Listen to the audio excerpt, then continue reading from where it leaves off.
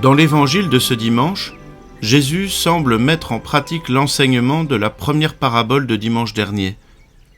Alors que la tempête fait rage, il dort à l'arrière du bateau.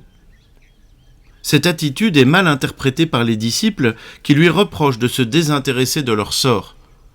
En réalité, nous comprenons que le sommeil de Jésus révèle sa totale confiance en Dieu.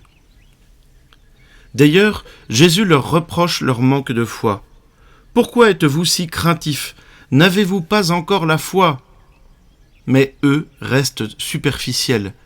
Ils admirent Jésus qui peut ordonner la fin de la tempête. Ils ne restent sensibles qu'aux manifestations de la puissance du Christ. Et nous, avons-nous la foi ? Les raisons de s'inquiéter sont nombreuses dans le monde contemporain, sans doute comme à toutes les époques. Mais savons-nous, dans la tempête, nous endormir à l'arrière du bateau quand les autres s'inquiètent et se querellent ?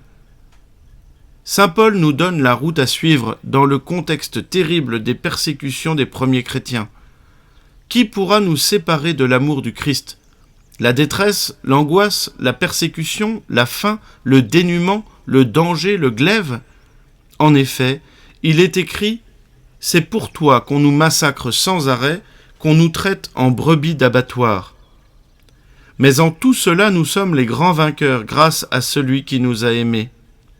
J'en ai la certitude, ni la mort, ni la vie, ni les anges, ni les principautés célestes, ni le présent, ni l'avenir, ni les puissances, ni les hauteurs, ni les abîmes, ni aucune autre créature, rien ne pourra nous séparer de l'amour de Dieu qui est dans le Christ Jésus notre Seigneur. Encore une fois, comme dimanche dernier, l'Évangile nous invite à la paix. Ayons confiance en la providence de Dieu. Ne nous fâchons pas, mais laissons-nous faire par Dieu.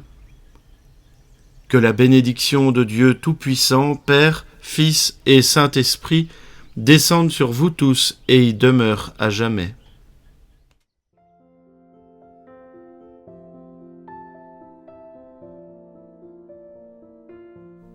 Écoutez la parole du jour chaque jour sur Catoglade.